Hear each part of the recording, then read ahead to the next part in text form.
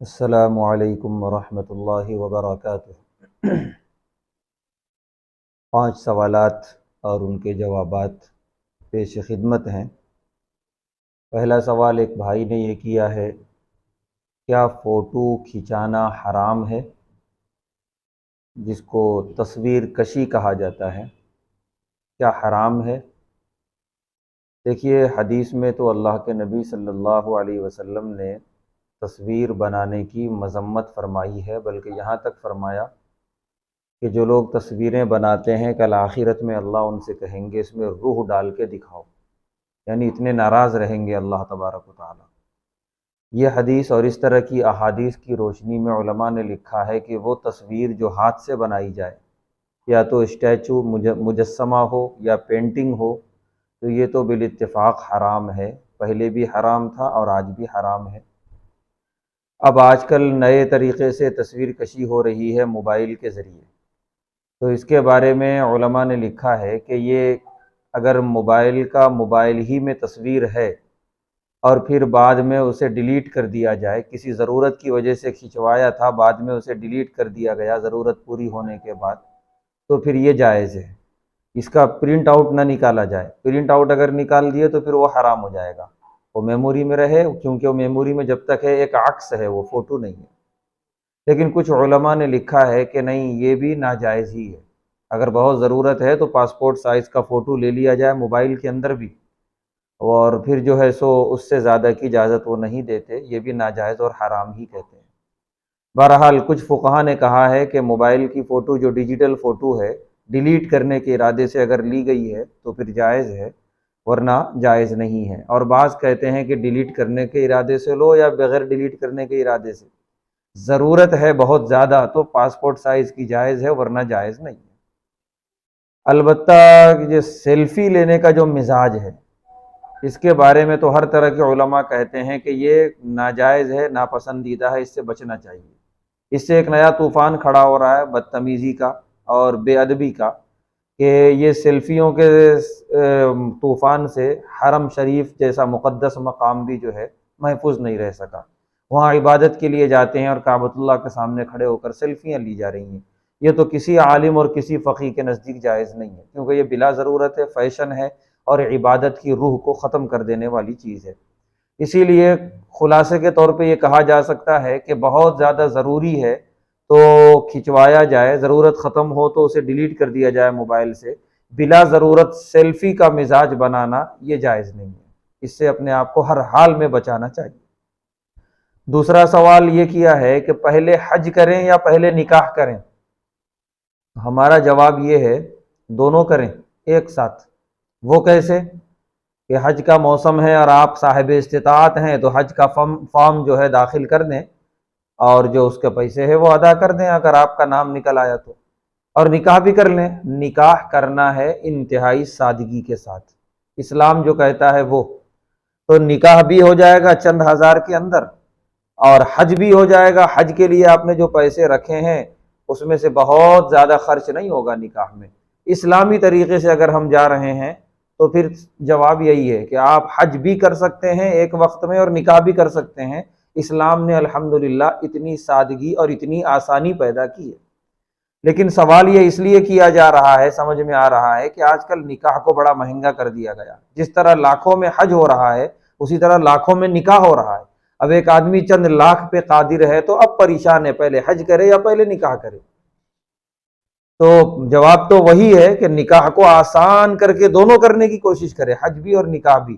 لیکن اگر نکاح کو لاکھوں میں کرنے کی کوشش ہے، ارادہ ہے، تو پھر جواب یہ ہے کہ دیکھیے، نکاح کو مہنگا کرنا یہ آپ کا اور ہمارا فیشن ہے، اسلام کا حکم نہیں ہے۔ اسلام کا حکم حج کرنا ہے، تو لہذا اگر ہم لاکھوں پہ قادر ہیں تو ہم پر حج فرض ہے، تو پہلے ہم کو حج کرنا ہے، بعد میں نکاح کرنا ہے۔ وہ بھی بعد میں نکاح کریں تو بھی میں یہ بات کہہ رہا ہوں کہ سادگی کے ساتھ ہی کرنے کی کوشش کریں، مہنگا نکاح اسلام میں جائز نہیں ہے۔ تو آج کے فیشن کے اعتبار سے دیکھا گیا تو ہم یہی کہیں گے کہ پہلے ہر حال میں حج کرنا ہے، لیکن اگر اسلامی طریقے سے اگر ہم گئیں تو دونوں کیا جا سکتا ہے ایک ساتھ، حج بھی اپنی جگہ ادا ہوگا اور نکاح بھی ہو جائے گا سادگی کے ساتھ انشاءاللہ۔ تیسرا سوال یہ ہے کہ توبہ کی نیت سے گناہ کرنا کیسا ہے؟ اس کے اوپر پوری ایک ویڈیو بنی ہوئی ہے کہ مغفرت کی امید پر گناہ کر سکتے ہیں کیا؟ تو جواب کے تو خلاصے کے طور پہ جواب یہ دیا جا رہا ہے کہ ہمیں معلوم ہے کسی کام کے بارے میں کہ یہ گناہ ہے، یہ حرام ہے، اس کے کرنے پر جو ہے عذاب ہوگا، لیکن اس کے باوجود سب جانتے بوجھتے ہم کر رہے ہیں، اور یہ نیت کے ساتھ کہ توبہ کر لیں گے بعد میں چل کے۔ تو پھر اس کے بارے میں سورہ نساء میں اللہ کی وضاحت ہے، تو انما التوبۃ علی اللہ للذین یعملون السوء بجہالہ، کہ اللہ توبہ ان کی قبول کرتے ہیں جو جہالت میں یا جذبات سے مغلوب ہو کر گناہ کر لیے بعد میں پچھتائے۔ وہ لوگ کہ جو پہلے سے ہی توبہ کے ارادے میں ہیں کہ پہلے گناہ کروں گا بعد میں توبہ کروں گا، تو پھر یہ اللہ کی مرضی ہے، چاہے تو ان کی توبہ قبول کریں چاہے تو نہ کریں۔ سورہ توبہ میں تو، سورہ نساء میں تو اللہ تعالیٰ بہت ناراض ہیں، ایسا لگ رہا ہے کہ ایسے لوگوں کی اللہ توبہ بھی قبول نہیں کریں گے، لیکن اللہ کی رحمت سے بعید نہیں ہے۔ تو بہرحال توبہ کی نیت سے گناہ کرنا شرعاً بہت بری بات ہے، جائز نہیں ہے، لہذا جس کے بارے میں معلوم ہو جائے کہ یہ گناہ ہے اس سے پیچھے ہٹ جائے۔ جذبات میں آ کر گناہ ہو گیا نہ چاہتے ہوئے تو پھر توبہ کریں، انشاءاللہ اللہ توبہ قبول کر لیں گے۔ چوتھا سوال یہ ہے، نماز جماعت سے چھوڑ کر اکیلے پڑھنا کن صورتوں میں جائز ہے؟ یعنی نماز با جماعت سے پڑھنا ضروری ہے جیسا کہ حدیث میں ہے، اور اللہ کے نبی صلی اللہ علیہ وسلم نے بڑی ناراضگی کا اظہار فرمایا ان لوگوں کے لیے جو جماعت کو یوں ہی چھوڑ دیتے ہیں، گھر میں نماز پڑھتے ہیں۔ آپ نے فرمایا میرا جی چاہتا ہے میں ان گھروں کو آگ لگا دوں اگر اس میں بچے اور عورتیں نہ ہوں تو۔ اس سے معلوم ہوا کہ جماعت سے نماز پڑھنا بہت ضروری ہے۔ سوال یہ ہے کہ کن صورتوں میں، کن وجوہات کی بنا پر جماعت سے نماز چھوڑ کر اکیلے پڑھی جا سکتی ہے؟ تو جواب یہ ہے کہ کچھ صورتیں ہیں کہ آدمی کے لیے جماعت معاف ہے، جماعت چھوڑ کر تنہا نماز پڑھ سکتا ہے۔ نمبر ایک، سخت تیز بارش ہو رہی ہے، اتنی تیز بارش کہ مسجد تک وہ پہنچ نہیں پائے گا صحیح طریقے سے، بارش بھی ہے اور سڑکوں پر جو ہے پانی کا بہاؤ بہت تیز ہے اور رکنے کا امکان نہیں ہے، تو پھر ایسے میں خود اللہ کے نبی صلی اللہ علیہ وسلم کی طرف سے حدیث میں یہ بات ثابت ہے، یہ چھوٹ، یہ گنجائش کہ لوگ اپنے خیموں میں اور اپنے گھروں میں نماز پڑھ لیں، مسجد اس تکلیف کے ساتھ آنے کی ضرورت نہیں ہے۔ دوسری صورت، آدمی کے پاس کپڑا میسر نہیں ہے، اتنا کپڑا بھی نہیں ہے کہ بیچارہ سطر صحیح طریقے سے چھپا سکے۔ ہوتا ہے کبھی آدمی پر ایسے حالات آ جاتے ہیں جیسے زلزلے آ گئے، سیلاب آ گیا، سب تباہ ہو گیا، تو ایسی صورت میں اگر بیچارہ اس حال میں مسجد جائے گا تو بے ستری ہوگی، تو ایسی حالت میں گنجائش ہے کہ وہ مسجد نہ جا کر گھر میں تنہا اکیلے نماز پڑھ لے۔ تیسری صورت یہ ہے کہ سخت سردی ہے، جو سرد علاقے ہیں جہاں برف پڑتی ہے وہاں کے لیے خاص طور سے ہے، اور ایسے میں کوئی ضعیف ہے، کوئی مریض ہے، اس سردی میں بار بار مسجد جائے گا تو وہ ہلاک ہو سکتا ہے یا شدید مریض ہو سکتا ہے، مرض کا شکار ہو سکتا ہے، تو اس کے لیے گنجائش ہے کہ اس سردی میں وہ مسجد نہ جائے، گھر میں نماز ادا کر لے۔ اسی طریقے سے یہ بھی ہے کہ مسجد جانے میں کسی دشمن کا خوف ہو، حالات ہیں، کرفیو لگا ہوا ہے، اگر گھر سے نکلیں گے یا تو قانون کی زد میں آئیں گے یا دشمنوں کی زد میں آئیں گے، تو ایسے میں جو ہے گنجائش ہے کہ وہ مسجد نہ جا کر گھر میں نماز ادا کر لے۔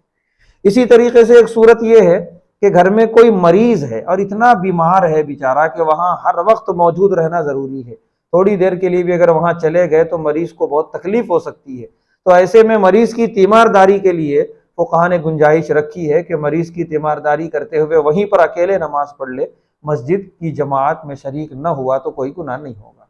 آخری صورت یہ ہے کہ جب جماعت کا وقت تھا تو تب سو رہا تھا، کسی نے اسے اٹھایا نہیں اور وہ خود بھی اس کی آنکھ نہیں کھلی، وہ بیدار نہیں ہوا، وہ اس وقت اٹھا ہے سو کر جب جماعت ہو چکی تھی، تو اب وہ اکیلے تنہا نماز پڑھ لے، اب جماعت چھوڑنے کا اسے گناہ نہیں ہوگا۔ شرط یہ ہے کہ وہ اٹھ کر جماعت سے نماز پڑھنے کی نیت سے سویا تھا، شروع سے ہی نیت تھی سویا رہوں گا بعد میں دیکھا جائے گا پڑھ لوں گا اکیلے تو پھر گنہگار ہوگا۔ تو یہ صورتیں ہیں جن صورتوں میں جماعت سے نماز نہ پڑھ کے اکیلے تنہا گھر میں نماز پڑھ لی گئی تو کوئی حرج نہیں ہے، کوئی گناہ نہیں ہے۔ آخری اور پانچواں سوال یہ ہے، کیا کامیڈی ویڈیو دیکھنا جائز ہے؟ دیکھیے، کامیڈی یعنی ہنسنا، ہنسانا، مذاق کرنا، اسلام جو ہے مذاق سے منع نہیں کرتا، کیونکہ کبھی کبھی آدمی کی طبیعت چاہتی ہے کہ کچھ ہنسی کی باتیں ہوں۔ اللہ کے نبی صلی اللہ علیہ وسلم نے بھی مذاق کیا ہے، صحابہ فرماتے ہیں کہ ہم لوگ کسی بات پر ہنس رہے ہوتے، اللہ کے نبی صلی اللہ علیہ وسلم تشریف لاتے، یہاں وہاں موجود ہوتے، تو آپ بھی ہمارے ساتھ ہنستے اور ہماری گفتگو میں شریک ہوتے، اس میں کوئی حرج کی بات نہیں ہے۔ لیکن یاد رکھیں کہ مذاق میں جھوٹ نہ بولا جائے، نمبر ایک شرط ہے یہ۔ دوسری چیز، مذاق میں کسی کی دل آزاری نہ ہو، کسی کے دل کو تکلیف نہ پہنچایا جائے۔ نمبر تین، مذاق میں کسی کی غیبت اور کسی کی عزت سے کھلواڑ نہ ہو۔ اب آج کل کا جو مذاق ہوتا ہے اس میں یہ ساری چیزیں ہوتی ہیں، دلوں کو تکلیف دی جاتی ہے، بیٹھے بیٹھے کسی کو جو ہے الٹا سیدھا بول دیا جاتا ہے ہنسانے کے لیے، کوئی آدمی موجود نہیں ہے تو اس کی غیبت کر کے ہنستے ہیں، ارے وہ تو ایسا ہے اور ویسا ہے، وہ ایسے کرتا ہے۔ تو کسی کی پگڑیاں اچھالی جاتی ہیں، بے عزتی کی جاتی ہے، کسی کے دل کو تکلیف پہنچائی جاتی ہے، تو یہ جائز نہیں ہے۔ اسی طرح کامیڈی ویڈیو جو بناتے ہیں یا کامیڈی شوز جو دکھاتے ہیں، وہ جھوٹے قصے سناتے ہیں بیان کر کے، ایسا تھا اور ویسا ہوا، تاکہ لوگ ہنسیں۔ اللہ کے نبی صلی اللہ علیہ وسلم نے لعنت فرمائی ہے ایسے لوگوں پر جو لوگوں کو ہنسانے کے لیے جھوٹی کہانیاں گڑھتے ہیں، جھوٹ بولتے ہیں۔ تو آج کل کے جو کامیڈی ویڈیوز، کامیڈی شوز ہیں، اس میں یہ ساری برائیاں ہیں، جھوٹ ہوتا ہے شروع سے آخر تک، لوگوں کی بے عزتی کی جاتی ہے ہنسانے کے لیے، عزتوں سے کھلواڑ کیا جاتا ہے، دل آزاری، دل کو تکلیف پہنچائی جاتی ہے۔ مزید یہ کہ کامیڈی شوز میں نامحرم عورتیں بھی آتی ہیں، تو یہ تو اور حرام ہو گیا۔ تو ان تمام گناہوں اور حرمتوں کی وجہ سے کامیڈی شوز کا دیکھنا جائز نہیں ہے، اس سے دوری اختیار کی جائے۔ اور خود بیٹھے بیٹھے اگر مذاق وغیرہ کرنا چاہ رہے ہیں، مذاق کی باتیں کہنا چاہ رہے ہیں، تو یہ چیز سامنے ہو، جھوٹ نہ ہو اور کسی کو تکلیف پہنچانے کا ارادہ نہ ہو، تو بالکل یہ جائز ہے۔ جزاک اللہ خیر۔